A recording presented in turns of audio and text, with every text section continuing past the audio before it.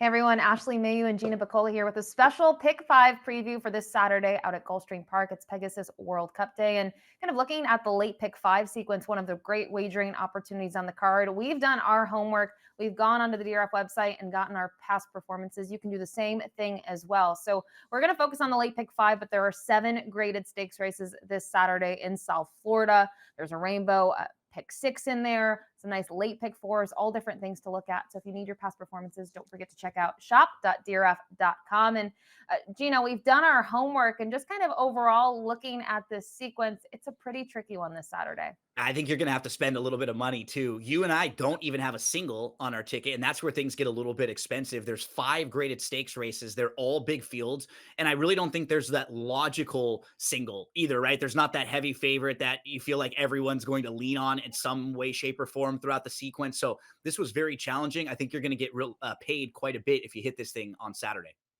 So the opening leg of the sequence is the ninth race, the McKnight Mile and a half on the turf course. And we look at this, it's an overfilled field, 16 entered here. And it's an interesting race. We do have a lot of horses that have tried similar distances in the past. They've actually gone longer, maybe 2 miles, but 1.5 can be tricky, especially when you have a deep field. And curious just to get your overall thoughts on this group.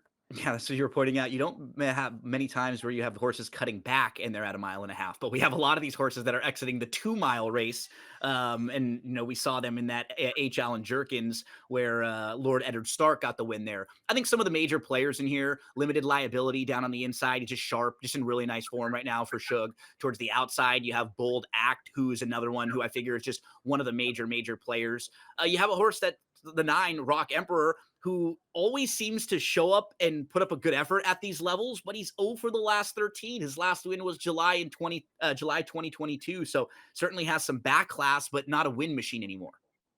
No, he certainly isn't. You can see they tried to shake things up for him, right, by switching circuits with him, and it really hasn't panned out the Now, way that they have planned. But an interesting group. You mentioned limited liability, and you bring up Shug factor. Shug could have a very big weekend at Gulfstream Park. He's got a lot of horses throughout even this sequence that are entered, but has some live runners throughout the program. And a couple of others I just want to get your thoughts on as we looked at some of the Gulfstream Park races that these horses exit. It's not a race at Gulfstream Park, but you kind of go back to Keeneland back in October, Bold Act and Utah Beach. They both ran well. They did not win the Sycamore, but they were pretty close, especially in the case of Bold Act. And you have to think Charlie Appleby, William Buick coming to town. They obviously mean business. yeah, he lost a head bob too. It was a pretty wicked beat. He was about 10 lengths off at the most, and he makes this early wide move. It's 4 wide all the way up to the lead in the early stretch, and then just gets beat. So I feel like measuring stick wise, he's probably the one they'll all have to hold off in here. And we were talking about limited liability. Either when you look at who he lost to, integration will be one of the choices in the World Cup turf. So just to give you an idea about class in here, Bold Act probably the one that will come closing. I think he'll probably end up being the short price in here. Utah Beach, I was a little disappointed in his most recent race, the one where I feel like that's the race he's supposed to win. And maybe 2 miles we can excuse him and say it was a little bit too far, but the way the race shaped up, I think one of the major players in that race scratched, so it wasn't quite as strong of a field. He was the heavy favorite.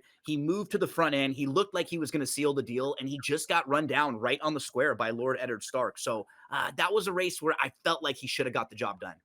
And he'll have to face Lord Eddard Stark again in this spot, but obviously a different ball game was at 2 miles. And it's worth noting you mentioned Utah Beach probably should have won. His rival that one was 60-1 in that event. So kind of just paint a little bit of perspective. So this is race number 9. It's going to kick things off. We'll move to the second leg of the sequence, the 10th race, the first of the 3 Pegasus World Cup races. This is the grade 2 Pegasus World Cup filly and mare turf, a mile and a 16th on the grass. And I found this race to be pretty tricky overall. You can see 14 horses entered, 12 in the main body, and some interesting types. The filly on the inside now joins the barn of Todd Pletcher. Be Your Best was pretty impressive, last time out with her performance, and even some others. Fluffy Socks. That you look at the 6 in here. It's just a really tough race to get through.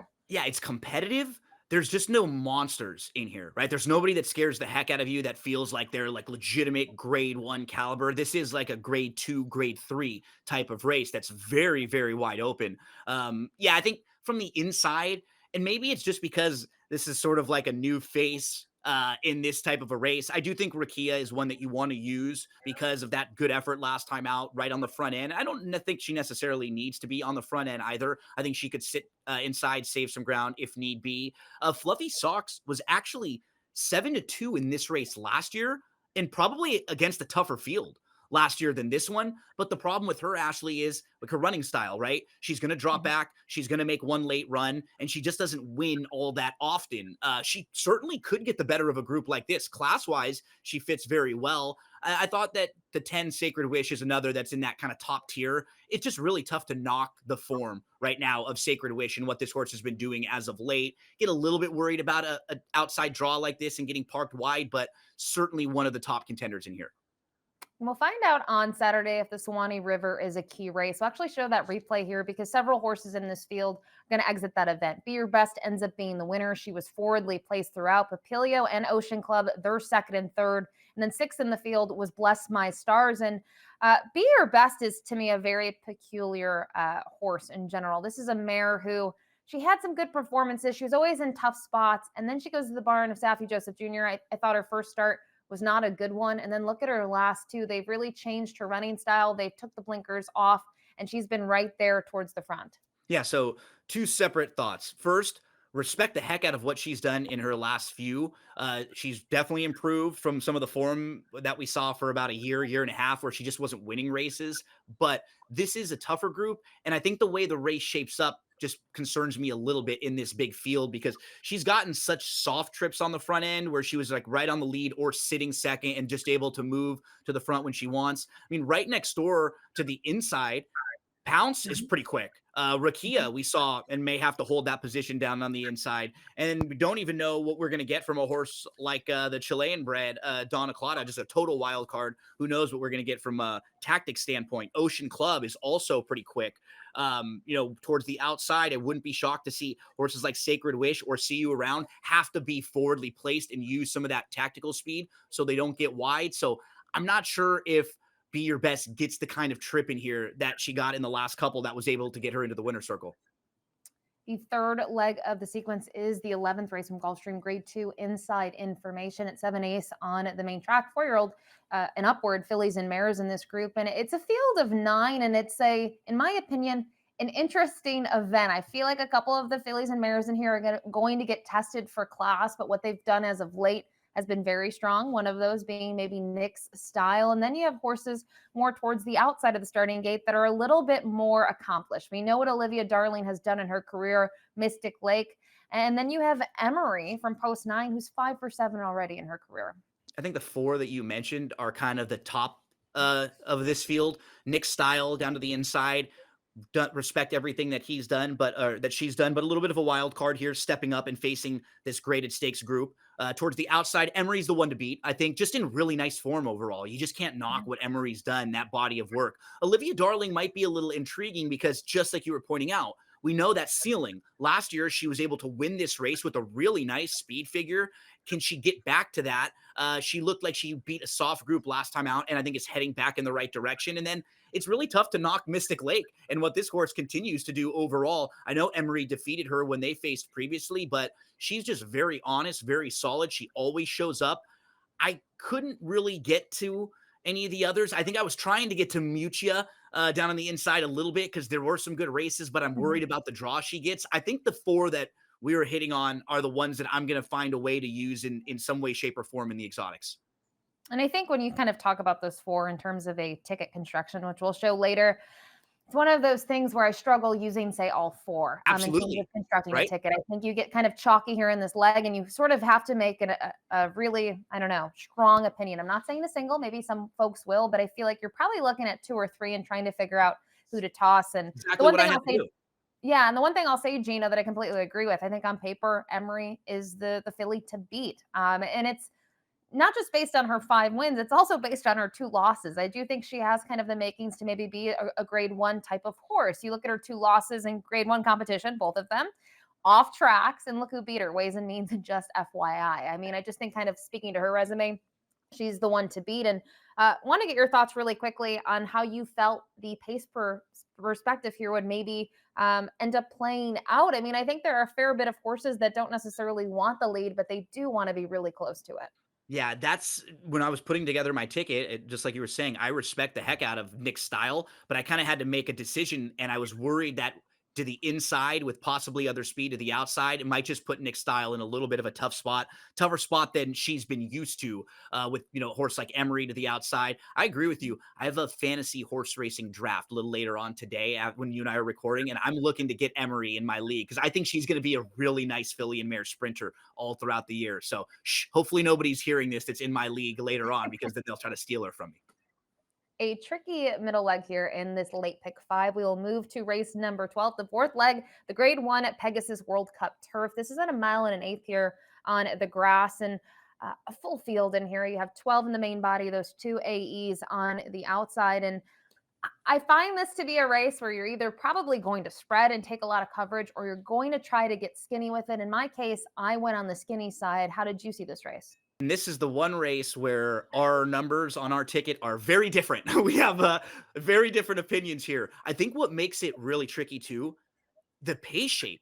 There's not really much proven early speed. I think the two Formidable Man could be forwardly placed. The 4 Win for the Money could be forwardly placed. The 10 Battle of Normandy from the outside could be forwardly placed. So those are horses who I think could sit nice trips in here, but none of them are like need the lead speed types. We don't have any of these dead set on the front end horses who are going to really open up and spread this field out. So yeah, it is really, really challenging. You also have the top 5 from the Fort Lauderdale all coming back. So horses who weren't separated by all that much in that race all come back. But you probably have to start this race, Ashley, with Nation's Pride because overall his resume is the best.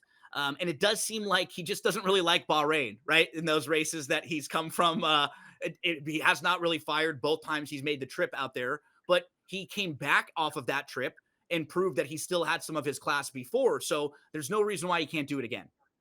Yeah, you bring up an interesting point with Nation's Pride and the fact that he's gone to Bahrain. He's gone twice. I remember talking to Charlie Appleby now over a year and a half ago almost, when he won the Canadian International back in 2023. And that was the plan. And they tried it again. It didn't work. But I think the way that he's been able to travel in between those races really speaks to his talent. He did win the Arlington Million this year. He beat Integration. So he's obviously, I think, the deserving favorite in here. But some other horses to maybe look at. And you mentioned a key race. We're going to actually show that replay going back to late December at Gulfstream Park. It's the grade 2 Fort Lauderdale. And looking at how this race shaped up, I mean, I thought Major Dude got a perfect trip.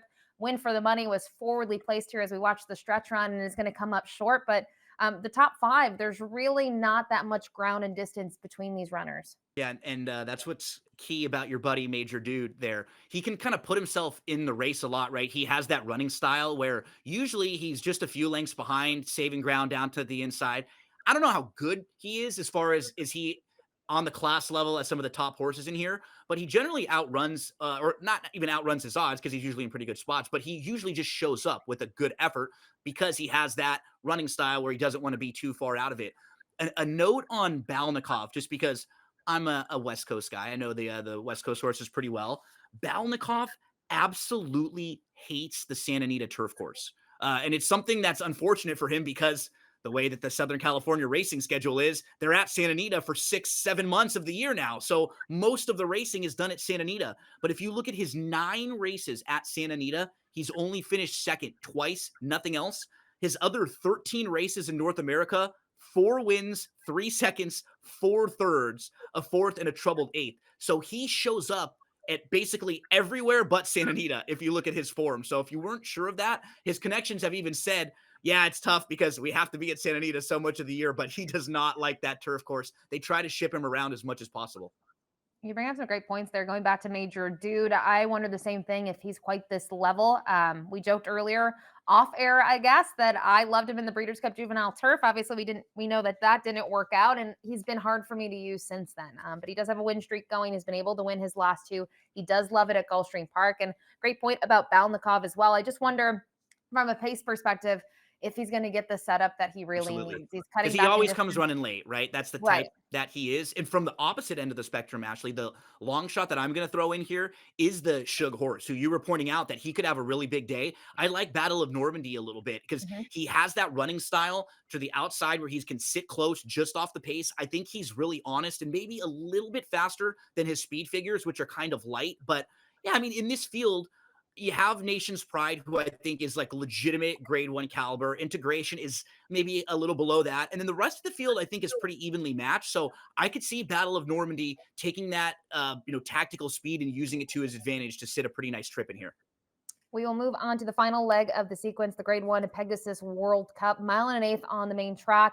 A field of 12, and you have everything in here. You have a Derby winner. You have horses that have obviously won Breeders' Cup races. You have a filly taking on the boys. A really tough race overall. And Gino, I just want to jump into a replay right away because when you look at the morning line, there are two horses taking a lot of love, and one of them is White Abario.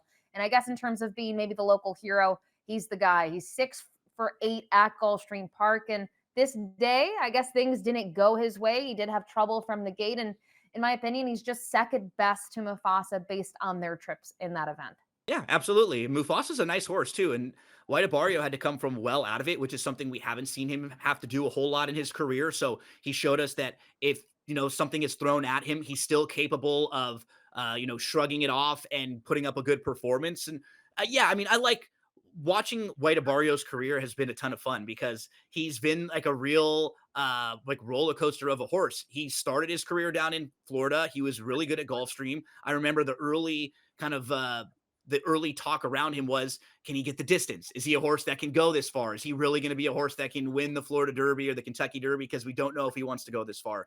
And then he seemed like he was just maybe precocious. And as horses got a little bit older, he kind of tailed off for a while. And then boom, all of a sudden, he became one of the better older horses in training. He wins the Breeders' Cup Classic, and we have all these expectations for him. And then a really disappointing 2024 in a couple of the big races before getting back home. And that seems like it was the key for him, getting back home to Gulfstream Park where he's comfortable, back in a barn where he had a lot of success.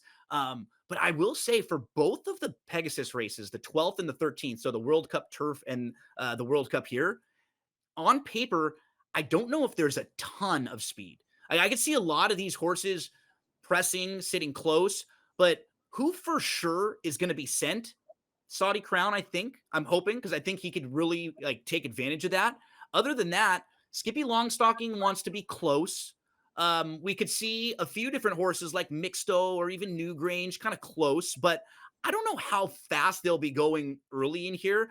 And so I'll kind of lean on Saudi Crown a little bit, Ashley, hoping he can get a nice trip down on the inside. He bounced back in the Tenacious with a really good effort. And going into the Breeders' Cup Dirt Mile, his form was really spotty. They had planned for another prep race after the race at Ellis, and they weren't able to get there. He missed a couple works. It just wasn't like positive for him going into the Breeders' Cup. Coming out of the Breeders' Cup, everything seems so much better. And so now he's going to make his third start of the form cycle. I think Saudi Crown should be able to hold ground down on the inside. But you and I both have one horse on the pick five that we share in this race. I think from the outside, Locked is the horse to beat. Like he just has so much upside. He's so lightly raced where a lot of these horses, we may have seen their best efforts. I think Locked still has his best effort coming. Last time out, he did get his best career Beyer speed figure of 100. Now, just three have 100 plus at least last time out. The other horse that we've seen, one of them being Stronghold. He got a 102 last time out in the Mailloux. We'll show that replay really quickly.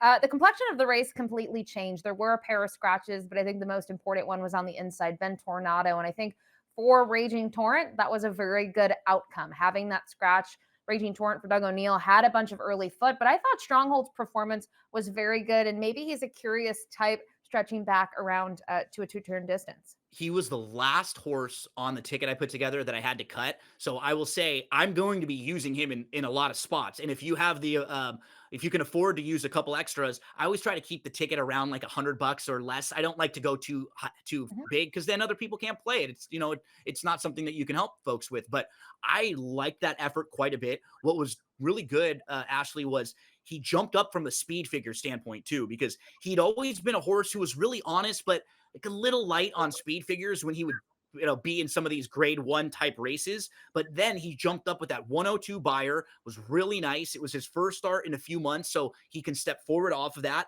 And if you look back, when he lost to Seize the Gray, he lost to Dragoon Guard. Those are both lone speed situations too. So he did not run poorly in those races when he was just second best chasing a merry-go-round winner. All right, that's the final leg of the Late Pick 5 this Saturday at Gulfstream Park. And Gino, $96 ticket for you. I'll kind of turn it over to you and let you talk a little bit about your structure. Yeah, 1, 8, 11 in race number 9. So this is the late pick 5 that starts in race number 9, mile and a half race, the McKnight. I'll use the 11 Bold Act. It's probably the horse to beat in there. The one that I didn't talk a lot about when we looked at the race was Yamato, who I think had some legitimate trouble last time out, came from way out of it. And this horse has some very nice turf form. Last time we saw him on the turf, he actually won a stakes race going a mile and a half on the grass. 1, 8, 11 for me. Then in race number 10, Ashley, 1, 2, 5, and 10 will spread out a little bit there. That's the filly and mare turf. Rakia from the inside. I'll use Fluffy Socks, who could come closing. We'll use the 2 Pounce was kind of my fun long shot because the horse likes Gulfstream Park. We know she's capable of pretty big efforts, and I think she can sit close, Ashley. So she'll be part of that early pace in there. 1, 2, 5, and 10 for me in the Pegasus filly and mare turf. Race number 11, 8, 9. Emery's the one to beat, but I will use Olivia. I think she could offer you a little bit of value in there with Olivia Darling. So 8 and 9, 5, 6, 9, and 12 in race number 12. That's the Pegasus World Cup turf. That's mile and an eighth on the turf for the boys. Little worried about there not being much speed, so I'll use the 10 in there. The 5 integration, probably the one to beat. I got to throw your buddy Major Dude in there, and then Balnikov, who will come closing late. 2 and 11 to round it out. I like Saudi Crown getting a nice trip from the inside. I do think that Locked is the horse to beat. So add it all up for $96, and then I pass the baton to you for your $72 ticket. Yeah, we see some of these races similarly. Others were in different camps, especially the fourth leg of the sequence. But to kick it off, I'll just go 1, 10, and 12. I think kind of looking at this race, 1, 10, and 11, excuse me. The 10 and 11, they're both coming out of a race at Keeneland that I thought was very good. The one limited liability we talked about has pretty good recent form. In the 10th race, the second leg here, I will spread. I use the 1, 6, 7, and 10. I think looking at these horses, Rakia, we talked about, very interesting. The 10, Sacred Wish, love this one's recent form. And then 2 wild cards. The 6, Donna Clota. We don't know what she's going to do. Ignatius Correas, though, does very well with these sort of shippers coming out of South America. And the fact that she's been able to win 2 legs of their Triple Crown, I think, speaks to her ability. And then the 7, Manushka, I think she's better than she's shown. She's run well. I think she's had some troubled trips. I think she could really be a nice price in here. You can see in race number 11, I'm with you. Emery is the horse to beat, but I actually like the 2, Nick's Style. I think Bill Motson's 2 out in here. I thought this was the more intriguing of the 2, and just curious to see how this one will class up against some of those other fillies and mares. Race 12, we're on different pages here. I do use Nation's Pride. I think you went price shopping, and I think it's probably the camp that people are in. Maybe Nation's Pride is a single, excuse me, for some folks. I couldn't single this one. Obviously, Bahrain has been a tricky situation for that one, but I also thought, looking at this group, the 3, Mi Hermano Ramon, interesting. I believe 8 to 1 on the morning line, a horse that's going to get out of Southern California, but really stepped it up last time out, had to face Johannes, who he doesn't have to face in this event come this Saturday. And then to round things out, Locked does look tough, a horse that you use, but I also use the 4 and the 6. I love White Abari. I think he's going to be better in this event. And then the 6, Stronghold, my price play in here, a horse that I think has always been good and pretty good in those races, but last time out I thought had a huge effort. So interesting sequence to get involved with this Saturday at Gulfstream Park. If this isn't your appetite, maybe you have a bigger appetite. Maybe you look at the Rainbow 6, or maybe you kind of skinny it down to a pick 4, but so many wagering opportunities to get involved. As always, good luck.